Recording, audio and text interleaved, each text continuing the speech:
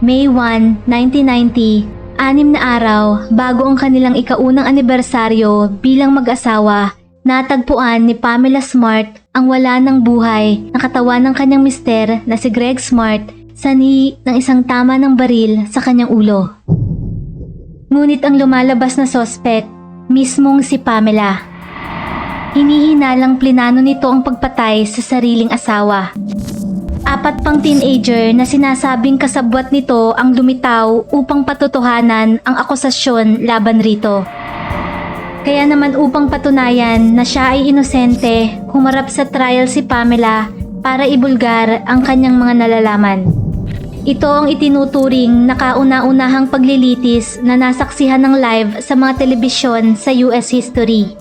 Naging hango pa sa kwentong ito ang hit movie na To Die For na pinagbibidahan ni Nicole Kidman na naging dahilan upang mas umingay palalo ang kasong ito. Makalipas ang 30 taon, mariin pa ring iginigit ni Pamela na siya ay inosente. Sino nga ba ang nagsasabi ng totoo? Isinangkalan nga lamang ba si Pamela sa pagkamatay ng kanyang asawa o sadyang isang walang awang sociopath mastermind gaya ng pagsasalarawan ng prosecutors at ng media? Kaya't kunin na ang inyong mainit na kape at simulan na natin ang kwentong krimen ng The Pamela Smart Murder Case. Ipinanganak si Pamela o Pam Wojas sa Coral Gables, Florida noong August 16, 1967. Lumaki ito kasama ng kanyang 2 pang kapatid sa Miami, Florida bago lumipat ang kanilang pamilya sa Derry, New Hampshire. Ang kanyang ama na si John ay isang piloto at ang kanyang ina na si Linda ay isang part-time legal secretary. Inilalarawan si Pam ng kanyang pamilya bilang sweet, friendly at bright na bata. Nang mag-college, bumalik si Pam sa Miami upang mag-aral sa Florida State University. Naging working student ito at pinagsabay-sabay ang 3 uri ng trabaho na umaabot ng 52 hours kada linggo. At dahil sa angking talino at pagsisikap, nagtapos ito ng mas maaga ng 1 taon sa kursong Communication Arts. Pangarap ni Pamela na maging isang TV news reporter, pero bukod sa journalism, hilig rin ito ang heavy metal. Noong nasa college, nag-host ito ng radio show na tinawag na Metal Madness gamit ang alias na Maiden of Metal. Isa sa mga paborito nitong banda ang Van Halen. Noong 1986, nakilala ni Pamela si Gregory o Greg Smart sa isang New Year's Eve party. Si Greg ay lubhang popular sa mga babae. Long hair, gwapo, confident, at gaya ni Pamela, mahilig rin sa heavy metal. Kaya naman mabilis na nabuo ang koneksyon ng dalawa. Upang patunayan na seryoso kay Pamela, lumipat si Greg sa Florida mula Hampshire upang makasama ang nobya na nag-aaral pa noon sa kolehiyo.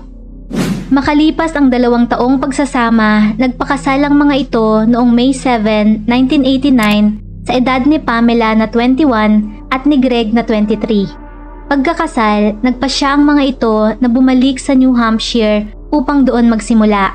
Tumira ang dalawa sa Summerhill Condominium kasama ng isang Shih Tzu na regalo ni Greg kay Pamela na pinangalanan nilang Halen mula sa paborito nitong banda. Nagtrabaho si Pamela bilang media coordinator sa Winnacunnet High School, habang si Greg naman ay insurance agent sa kumpanya ng kanyang ama. Bilang parte ng kanyang trabaho, ginupit nito ang kanyang mahabang buhok at nag-iba ng estilo ng pananamit. Malayo na sa pagiging rockstar at cool style nito na nagustuhan noon ni Pamela. Noon ay nagsisimula ng harapin ng mag-asawa ang realidad ng buhay. Kung titingnan, masasabing perpekto nga ang takbo ng pamumuhay ng dalawa. Kapwa may magandang trabaho, nakatira sa isang magandang komunidad at kumikita ng malaki sa kanilang murang edad. Hanggang sa noong May 1, 1990, 6 na araw bagong ikaunang taon ng kanilang kasal, nakatanggap ang mga pulis ng isang tawag mula sa tinitirang kondominium ng mag-asawang Smart. 911? There emergency? Yes, emergency in 4E, Miss Summerhill Condominium. There's someone passed out. I don't know, a girl is hysterical in here. She just ran over. Her husband is passed out. I don't know why he's passed out there, man. He's on the way. Do you know why he's passed out? No, we don't know. Pagkarating ng mga pulis sa address, nadat na nila roon si Pamela. Habang umiiyak ay kunento nito ang mga pangyayari. Ayon kay Pamela, galing ito sa meeting sa school kaya late nang nakauwi ng gabing yon. Pagkarating sa bahay, bandang alas 10 ng gabi, nagtaka umano ito nang matanaw na sarado ang kanilang mga ilaw. Pagkabukas ng pinto, bumungad sa kanya ang katawan ni Greg na nakahandusay sa sahig. Nagsisisigaw na ito at humingi ng tulong sa mga katabing unit. Nangatok ito sa mga pinto at nakiusap na tumawag sa 911 para sa kanyang hinimatay na asawa. Halos hindi makausap si Pamela ng mga panahong yon dahil nag-hysterical ito at walang tigil ang paghahagulhol. Noon ay hindi pa mawari kung ano ang nangyari kay Greg. Ngunit paulit-ulit tinatanong ni Pamela ang mga pulis kung nasa loob pa ba ang mga magnanakaw at kung ano na ang kalagayan ng kanyang asawa. Nang silipin na ng mga ito ang loob ng bahay, nakita nila sa entranceway ang nakadapang katawan ni Greg na tila hindi na gumagalaw. Nakasuot pa ito ng suit, pantalon at sapatos na pangtrabaho at may nakabalot sa ulo nito na kulay asul na towel. Nang suriin ng malapitan, agad napansin ng officer ang dugo sa ilong nito at saka nakita ang isang tama ng baril sa likod ng kanyang ulo. At noon ay nakumpirma na nga ng medical technicians na pumanaw na si Greg Smart sa edad lamang nito na 24. Nang magsagawa na ng pag-iimbestiga, bumungad sa kanila ang mga gulong gamit na nagpapahiwatig na may nanloob sa bahay. Nagkalat ang mga CD sa sahig, wala sa posisyon ang kanilang stereo system, wasak ang mga punda ng unan at nagkalat ang mga laman nito. Pagdating naman sa ikalawang palapag ng bahay ay ganoon rin ang sitwasyon. Bukas ang drawers ng cabinet at kinalkal ang mga ito. Suspecha ng mga pulis ay burglary gone wrong ang nangyari. Nang magtungo naman sa basement ang mga ito, natagpuan nila roon na nakalak ang asong si Helen. At nang siyasatin na ang mga mahahalagang gamit na posibleng nanakaw, kapansin-pansin na kay Greg pa ang wallet nito na may lamang cash, pati na rin ang gold wedding ring nito. Napag-alaman rin nila na ang tanging nawawala ay ang ilang alahas ni Pamela. Ayon sa mga pulis, hindi rin common sa kanilang lugar ang pagdadala ng baril ng mga magnanakaw. Kadalasang iniiwasan ng mga ito ang anumang uri ng komprontasyon at tanging pagnanakaw lamang ang pakay. Wala rin silang nakita na sign ng forced entry sa likod at harap na pinto ng bahay. Sa patuloy na investigasyon, inalam ng mga pulis ang mga posibleng lead sa nangyari. Inihalin tulad ng mga ito sa isang gang execution style ang pagbaril, ngunit wala silang mahanap na koneksyon ni Greg sa gang o anumang violenting history. Samantala, may nakitang isang sigarilyo ng marijuana sa kotse ni Greg, kaya inisip nilang baka may kaugnayan rin ito sa iligal na droga, ngunit muli wala silang nakuhang katibayan. Ilang teorya pa ang lumitaw. Posible umanong adik si Greg sa pagsusugal. Ilang kasino sa Atlantic City ang madalas puntahan nito para sa kanyang business. Maaari umanong may pinagkakautangan nito ng pera na pinagugatan ng krimen. Katunayan, may mga records ng tawag nito sa kasino ang naitala, ngunit sa huli ay wala silang nakitang koneksyon nito sa pangyayari at walang anumang utang si Greg kanino man. Nahirapan ng mga ito na tukuyin ang dahilan ng krimen at kung sinong maaaring gumawa nito. Sa kanilang lugar ay iilan pa lamang ang kaso ng murder na naitala, kaya hindi rin handa ang mga pulis sa paghawak ng tulad nitong homicide cases. Patuloy ang kanilang pagsisearch ngunit hindi sila makausad. Kaya naman hiningi na ang tulong ng publiko upang magkaroon ng development sa investigasyon. Hindi na rin nag-atubili pa si Pamela at gumawa na rin ng sarili nitong hakbang sa paghanap ng salarin sa pagpatay sa kanyang pinakamamahal. At makalipas nga lamang ang 6 na araw mula sa pagkamatay ni Greg noong May 7, 1990, nagpaunlak ng kanyang kauna-unahang interview si Pamela sa isang local news TV. Doon ay nanawagan nito sa publiko na makipagtulungan ang kung sino man na may hawak ng anumang impormasyon o nalalaman ng gabing mangyari ang krimen. I feel like in a whole condominium complex like ours, somebody must have seen or heard something. Everybody's saying they didn't hear or see anything, and I keep thinking that I'll see him, walk in. But every day and every second that passes, I realize that won't happen. Pakay rin ito sa interview na ipaalam sa madla kung anong klaseng tao ang kanyang asawa at pawang kasinungalingan ang mga masamang sabi-sabi ukol rito.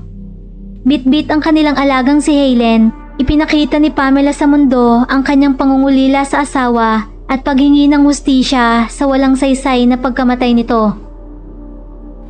Sometimes I ask myself, I can't figure out where the strength is coming from, but it seems like it's coming from inside. Maybe, maybe it's a part of Greg that's helping me go on with everything. Dumaan ang ilang linggo, ngunit wala pa ring nangyayari sa kaso. Walang maibigay na kasagutan ng mga pulis sa katanungan ni Pamela at ng pamilya nito. Hanggang sa makalipas ang 1.5 buwan, noong June 10, 1990, bigla na lamang sumulpot ang isang lalaki sa police station upang magbigay ng isang mahalagang ebidensya na hinihintay ng mga ito. Bitbit nito ang isang baril na hinihinalang ang murder weapon na ginamit sa pagpaslang kay Greg.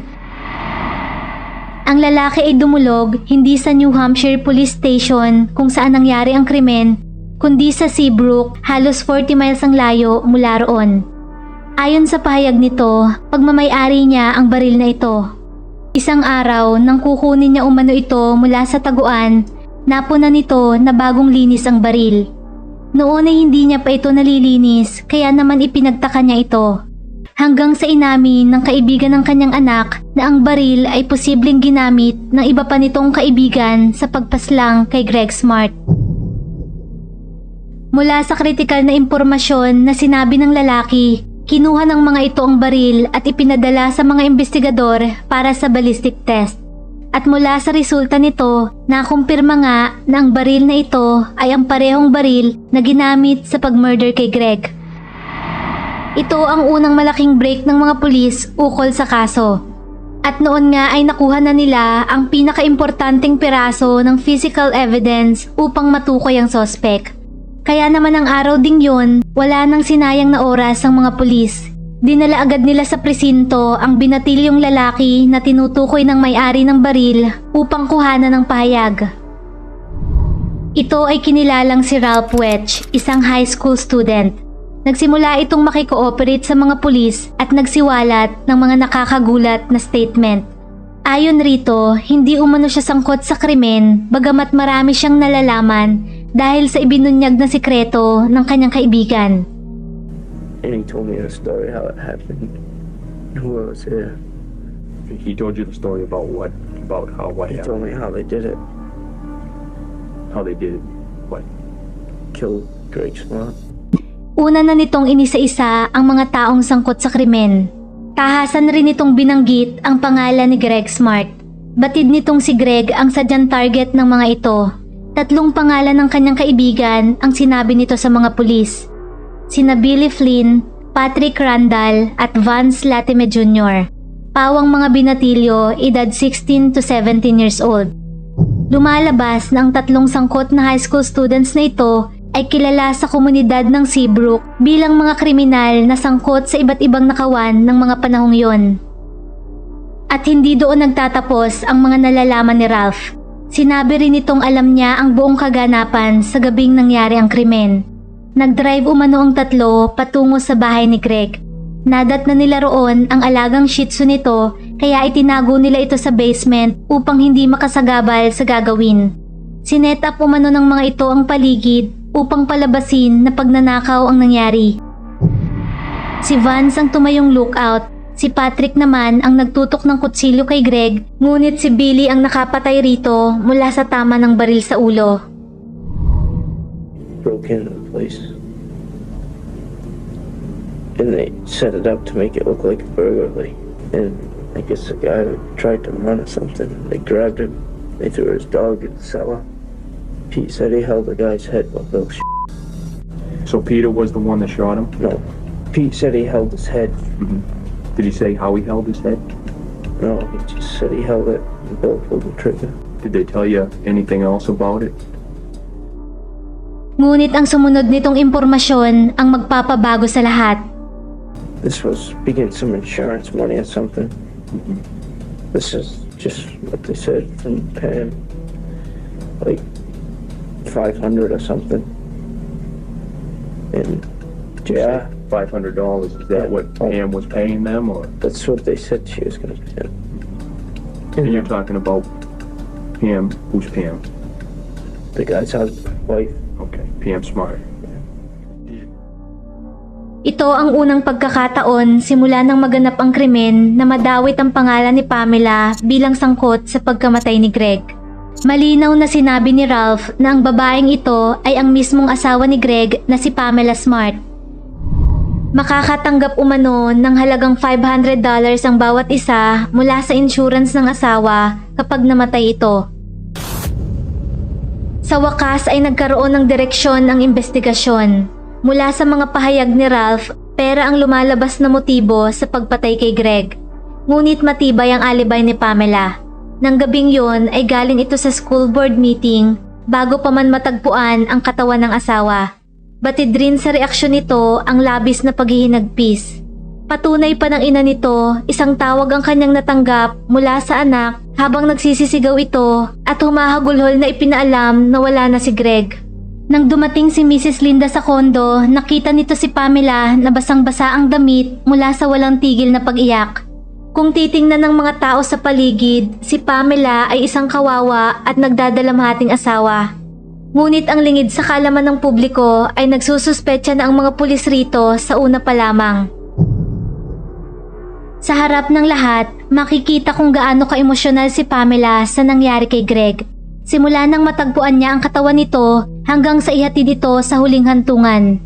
Sa bawat paggulong ng mga kamera ay mababakas ang pangungulila nito sa yumaong mister. Ngunit nang imbitahan ito sa police station, ilang oras mula nang mangyari ang krimen, tila ibang Pamela ang kanilang kaharap. Wala itong kahit anong emosyon, wala itong luha at hindi rin nagparamdam ng anumang pagkabagabag gaya ng nauna na nitong ipinakita sa labas. Bagamat hindi ito sapat na dahilan upang sisihin si Pamela sa murder dahil maaaring ito ay bunga lamang ng trauma at pagkagulat sa nangyari sa asawa, naging dahilan naman ito upang kilatisin pang lalo ng mga pulis si Pamela at bantayan ang mga ikinikilos nito. Habang nasa interogasyon, ilang mga bagay rin ang nasabi nito na tila hindi akma. Gaya na lamang ng pagpuna nito sa nawawalang speaker pagkapasok sa kanilang bahay. Mas napokus pa ang atensyon nito sa bagay na yon kesa sa asawang nakahandusay. At nasabi rin nito na mabuti na lamang at walang alam si Greg nang mangyari ang pagpaslang at hindi na ito naghirap kahit wala naman ito roon sa eksena. Dagdag pa sa kanilang duda ang unang interview nito. Isa sa mga sinabi nito ang nakapagpataas ng kilay ng mga tagapakinig. You know, there's no better time in his life for this to happen. Kakaiba at katakataka ang mga pahayag ni Pamela para sa mga pulis, ngunit wala silang konkretong ebidensya para hulihin ito. Hanggang sa lumitaw nga si Ralph Welch at idinawit ang pangalan nito. Noon lamang tila nakumpirma ang kanilang nauna ng suspetsya kay Pamela. Mula noon ay unti-unting tumitibay ang paniniwala ng mga ito na posibleng may kinalaman nga si Pamela sa pagpatay sa sariling asawa. Ngunit ang katanungan ay kung bakit sumang-ayon ang mga high school students na ito na gawin ang isang karumal-dumal na krimen kapalit ng halagang $500. Ano ang koneksyon ng bawat individual na ito? At bakit nga ba nanaisin ni Pamela na mamatay ang asawa na para sa mga nakakakilala ay mahal na mahal nito? Hindi rin nagtagal ay agad nilang napagtagpi ang koneksyon ng bawat isa. Ang tatlong teenager ay pawang mga pumapasok sa iisang paaralan kung saan naman nagtatrabaho si Pamela. Sa katunayan, nakasama pa mismo ni Pamela ang isa sa mga ito sa proyekto tungkol sa orange juice commercial kung saan ang sino mang manalo ay makakakuha ng ticket sa Disney World. Pero bago ito, una nang nagkakilala sina Pamela at ang mga estudyanteng kasali rito sa isa pang naunang programa na tinawag namang Project Self-Esteem. Doon ay nagkikita-kita ang mga ito upang pag-usapan ang kanilang kalagayang emosyonal at sa gayon ay makapagtulungan ng bawat isa kung mayroon mang dinaranas na problema ang sino man sa kanila. Isa sa mga organizer ng programang ito ay si Pamela. At doon niya inalok ang mga ito na sumali sa Orange Juice Contest at gawin ito pagkatapos ng kani-kanilang klase. Sa puntong yon ay natukoy na nila ang koneksyon ng walang emosyong misis ng 3 pinangalanang killers at ng baril na siyang murder weapon. Ngunit higit pang mas malalim na koneksyon ang kanilang matutuklasan kinalaunan. Mula sa mga bagong nadiskubre, inaresto na ng mga pulis sina Billy, Patrick at Vance. At kasabay nito ay sinugod na rin ng media ang tahanan ni Pamela. Inihatid nila rito ang magandang balita na nadakip na ang mga sospek sa pagkamatay ng kanyang asawa. Ngunit sa halip na matuwa at nahuli na nga ang mga salarin, halos galit na hinarap nito ang media at sinabing wala siyang komento ukol rito. Hanggang sa makatanggap ng anonymous tip ang mga pulis na nagsasabing kilala nito ang isang tao na makakapagpatunay na sangkot ang asawa ni Greg sa pagkamatay nito. At noon nga ay lumutang ang isa na namang teenager na nagngangalang Cecilia Pierce. Isa ito sa mga kasali sa orange juice commercial kasama ng iba pang mga bata at ni Pamela. Ayon rito, higit pa sa kaibigan ang relasyon ni Pamela sa mga estudyante. Sa isang bukod na pahayag mula sa ina ni Pamela, sinabi nitong ang kanyang anak ay hindi mahilig makihalubilo sa mga tao. Focus lamang ito sa kanyang trabaho at wala itong oras sa mga lalaki kahit na rin sa mga kaibigan nito. Ngunit nang magsimulang magtrabaho sa school ay tila nag-iba ito. Naging social na ito bigla, ngunit hindi umano sa kanyang mga coworkers kundi sa mga estudyante, mga underage students. Lagi nitong kasama ang mga bata kahit tapos na ang oras ng klase o kaya naman ang kanilang mga projects. At kinumpirma nga ito ni Cecilia. Ayon rito, hindi inosenteng pagkakaibigan lamang ang namamagitan kay Pamela at mga estudyante, kundi may affair ito sa isa sa kanila, kay Billy, isang 15-year-old boy. Lumalabas na si Billy Flynn, ang isa sa suspected killer ni Greg, ay lover ni Pamela. Ginulat ng mga pahayag na ito ni Cecilia ang mga pulis mula sa kanyang mga nalalaman tungkol sa bawal na relasyon ng dalawa. Dahil na rin sa isa itong intern sa opisina ni Pamela, marami pa itong hawak na impormasyon. Ngunit ang pinakamahalaga sa lahat ng nasaksihan ni Cecilia ay nang harapan umano nitong marinig ang usapan ni Pamela, Billy at mga kaibigan nito ukol sa pagnanais ni Pamela na ipapatay ang kanyang asawa. Dahil sa pagbubulgar na ito ni Cecilia, nagplano ang mga pulis na gamitin ito upang makakuha ng opisyal na pruweba na nagsasabi nga ito ng totoo.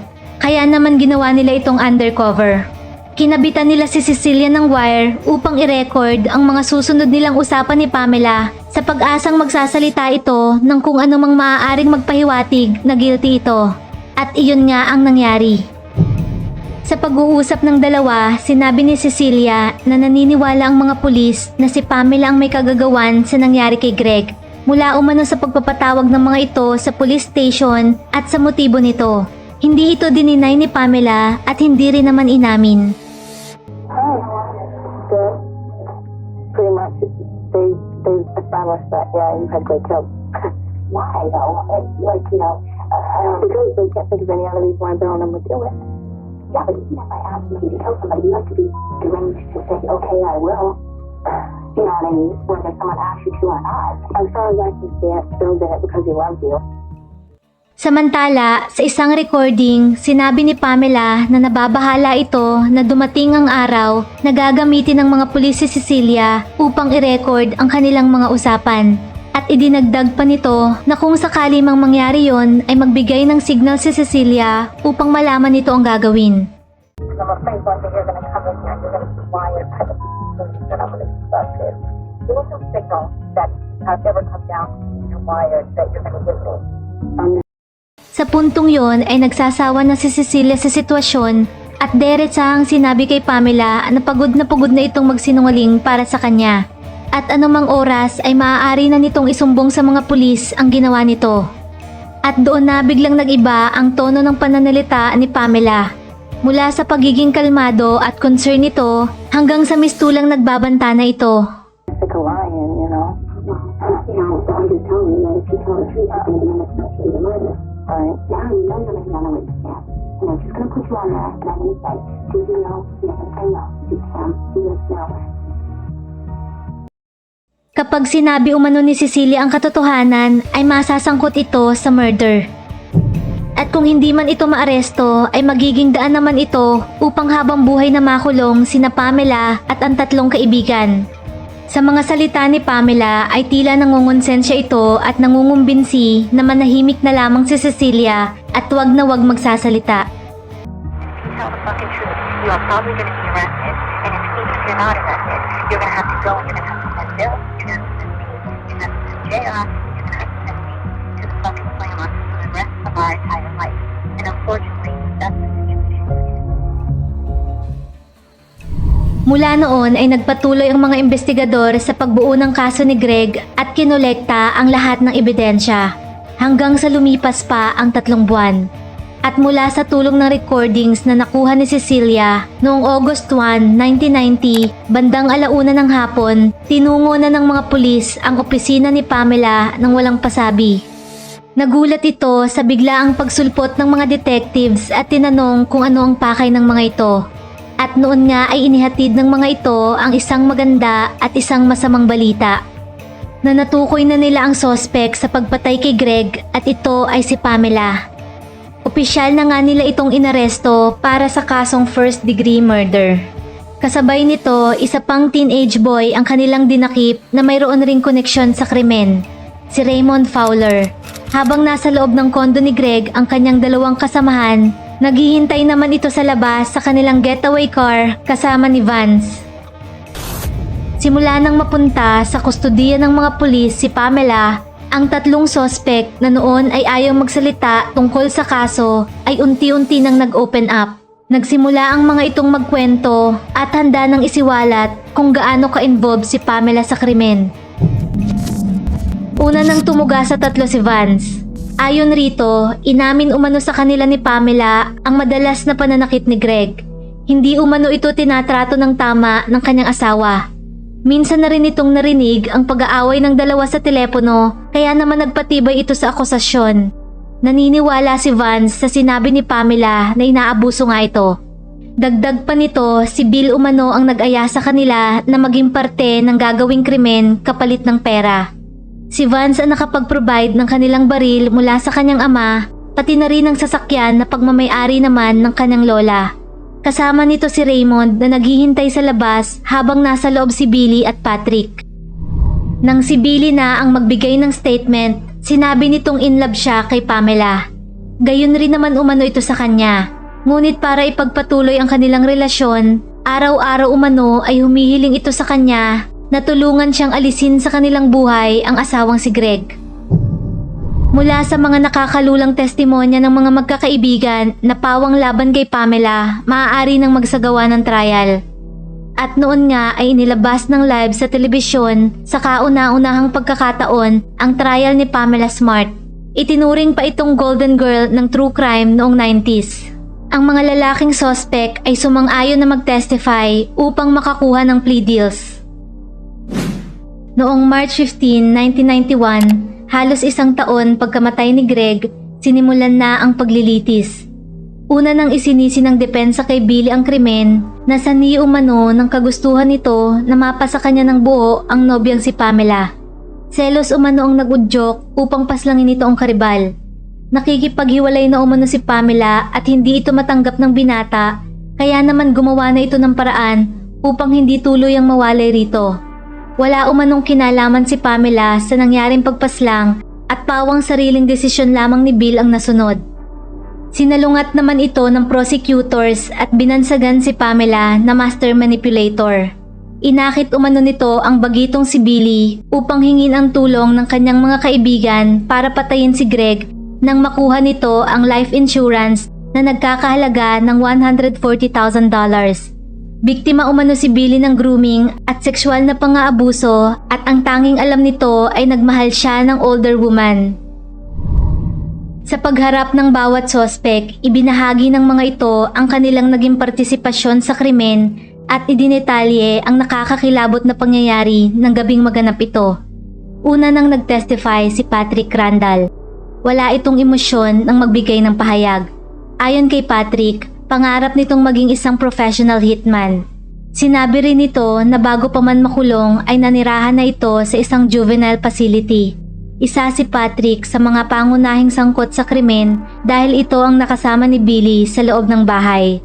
Nais ng mga investigador na makakuha ng mga impormasyon dito, lalo pat malaki ang parte nito sa nangyari kay Greg at siya rin ang una sa mga nakilala ng Seabrook Police dahil sa iba pang kaso nito ng pagnanakaw. Ayon kay Patrick, nagsuot sila ng gloves at naglagay ng tape sa dulo ng mga daliri upang hindi makapag-iwan ng anumang fingerprint. Ito ay ayon umano sa instruction ni Pamela. Sa tono ng pananalita nito ay wala itong pagsisisi sa nagawa. Una muna nilang sinet up ni Billy ang lugar para pagmukaing nilooban at saka naghintay sa pag-uwi ng kanilang biktima. Bill grabbed him, pulled him in the house, and he was screaming and trying to run out. At the time, I was just standing on the landing watching it all happen. And then I stepped around off the landing and around both of them, pushed Greg into the house, and shut the door. At nang dumating na si Greg, ay agad nitong hinanap ang kanyang alaga, ngunit sa halip ay ang mga taong papatay sa kanya ang sumalubong rito. Lumitaw si Billy mula sa likuran ni Greg at inatake ito. Pinaluhod nila ito habang hawak ni Patrick sa isang kamay ang ulo ni Greg habang sa isa naman ay ang kutsilyo na nakatutok sa leeg nito. Nagsisisigaw umano ito at sinubukang kumawala ngunit napagtulungan na ito ng dalawa. Ang una nilang plano ay gilitan si Greg ngunit sinabi umano ni Pamela na dadanak ang mas maraming dugo kapag gumamit ng kutsilyo kaya mas maigi na barilin na lamang ito. Habang hawak ni Patrick si Greg, pinaputukan naman ito ni Billy ng malapitan sa kanyang ulo. Ayon naman kay Vance, ang anak ng lalaking nagsurrender ng baril sa mga pulis bago mangyari ang murder, tinanong sila ni Pamela kung paano dapat mag-react sa oras na makita niya ang bangkay ng asawa at pinayuhan nila ito na kumilos ng normal. Nag-alangan umano itong gamitin ang baril dahil batid nitong hahanapin ito ng kanyang ama kung sakaling i-dispose na nila. Pero mapilit si Pamela at sinabing huwag magkutsilyo dahil matatalsikan ng dugo ang kanilang mga puting furnitures. At nang si Billy na ang humarap sa trial, lahat ay nakaabang sa mga sasabihin nito. Katulad ni Patrick, nasa juvenile facility din ito nang maaresto ng mga pulis. Sa apat, si Billy ang may pinaka-inosenteng muka. Ito ang pinakabata sa mga sospek. Kung titingnan ay mapupunang tahimik at mas mahiyain ito kumpara sa ibang kasamahan. Nagpakita rin ito ng emosyon at mababakas ang pagsisisi sa mukha. Una na nitong kwento kung paano sila nagkakilala ni Pamela.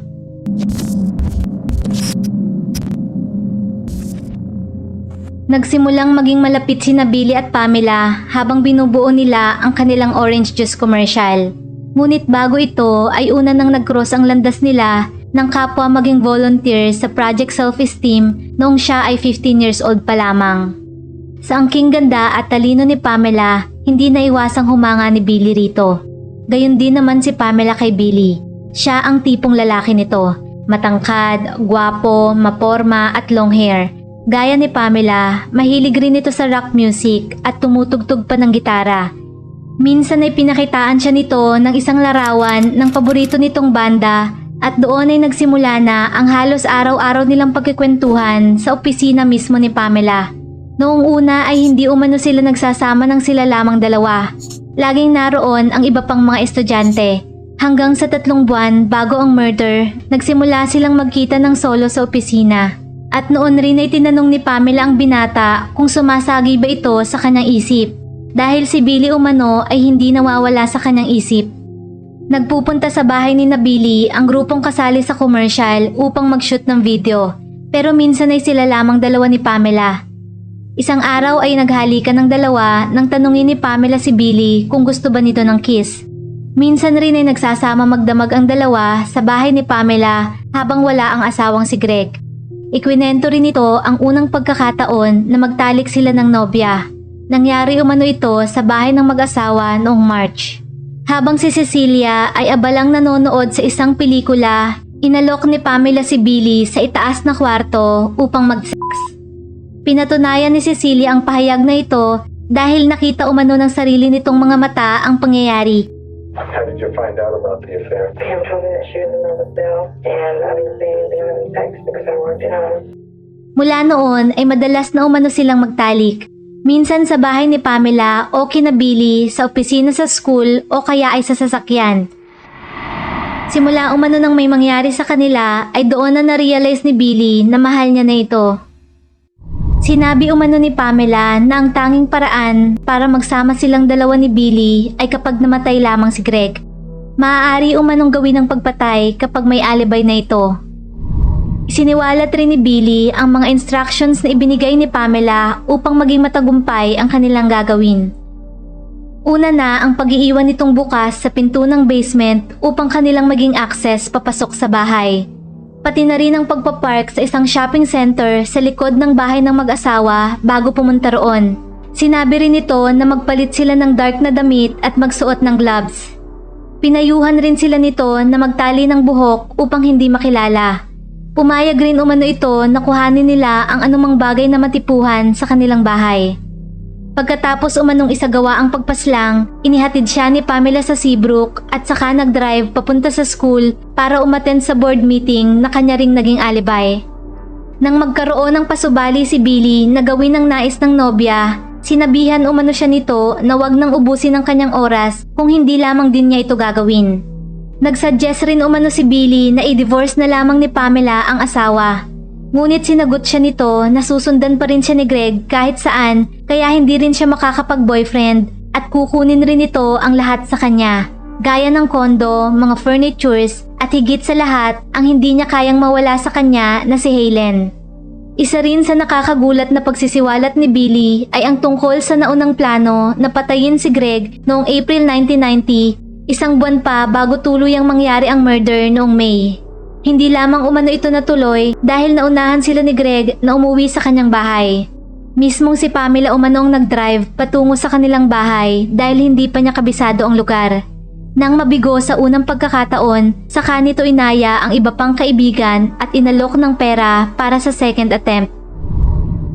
Naging emosyonal naman ito nang ikwento na ang aktwal na pangyayari nang patayin niya si Greg. Bago umano nito paputukin ng baril ay sinambit niya ang mga katagang God forgive me. And I pushed him in. He shut up the lights and shut the door, but the mat got caught in the door. And then he took the mat out of the doorway and shut the door. Well, Greg was saying, what's going on, and I was telling him to be quiet. I pointed the gun at his head. I said, God forgive me. I pulled the trigger. I didn't want to kill Greg. You know, I wanted to be with Pam. And that's what I had to do, to be with Pam. But I didn't want to kill Greg. Iginiit ni Billy na hindi niya umano magagawa ang karumaldumal na bagay na ito kung hindi ito iniutos ni Pamela. Ito ang unang babaeng kanyang minahal at inaming virgin pa ito bago naging sila. Oras naman ni Pamela para ipagtanggol ang sarili sa trial. Mapupuna ang kawalan nito ng emosyon at ang confidence habang nagsasalita. Ibinulgar nito na si Greg ang unang nangaliwa sa kanilang dalawa. Nangyari umano ito ilang buwan pa lamang mula nang sila ikasal. Inamin mismo ni Greg sa kanya ang pagkakamali. Hindi ito matanggap ni Pamela nung una, ngunit kinalaunan ay pinatawad niya ito at piniling ayusin ang kanilang relasyon dahil ayaw niya rin naman makipag-divorce.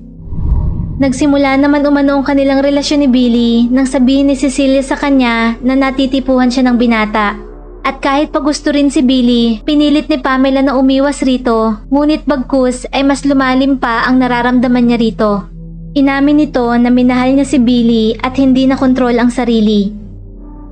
Sinabi ni Pamela na pinatay ni Billy si Greg nang sabihin nito na nais niya nang ayusin ang kanilang kasal kaya naman makikipaghiwalay na ito. Ipinaalam na din niya umano sa asawa ang affair at planong pakikipaghiwalay sa lover nito bago pa man mamatay si Greg. Mariin itong itinanggi ang mga paratang ni Billy at ng iba pang sospek at sinabing wala umano siyang kinalaman sa anuman sa sinabi ng mga ito at niwala ring ideya na gagawin ng mga itong krimen. Do you want this jury to understand that Bill Flynn decided to kill your husband because you broke up with him? I want this jury to understand the truth. Is that what you're claiming the truth is? I don't know why Bill Flynn killed Greg. I can just come in here and give my testimony. So even as you sit here today, you still have no idea why he may have done this. Is that it? I didn't say I had no idea, but I don't know specifically. Well, I'm asking you, what do you think? Why do you think he did this? Probably because he thought we could be together. Makalipas ang 13 oras ng deliberation, lumabas na ang hatol. Guilty. Ito ay mula sa kasong accomplice of first-degree murder, conspiracy to commit murder, at tampering with a witness. Nasintensyahan si Pamela ng habang buhay na pagkakakulong ng walang posibilidad ng parol. Habang ang mga sumusunod naman ang naging sintensya ng mga teenager. 12 years kay Raymond Fowler for conspiracy to murder and attempted burglary, 15 years kay Vance for accomplice to commit second-degree murder, at 25 years kina Patrick at Billy para sa second-degree murder. Sa kasalukuyan, nakakulong pa rin si Pamela habang ang 4 na teenager ay matagal nang nakalaya. Ilang beses itong nag-file ng parol ngunit lahat ay na-deny. At nito lamang March 29, 2023, na-reject rin ang petition naman ito na pababain ang kanyang sentensya. Habang nakakulong, nagawang makapagtapos ni Pamela ng 2 master's degree, naging tutor sa mga kapwa inmates at aktibo rin sa ministry. Hindi umano isang threat si Pamela sa komunidad at gagawin pa rin nila ang lahat upang makamit nito ang kalayaan.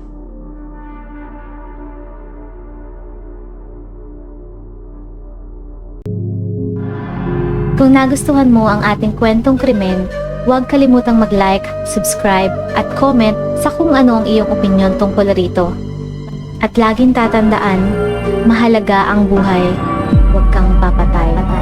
Maraming salamat po sa panonood at hanggang sa muli.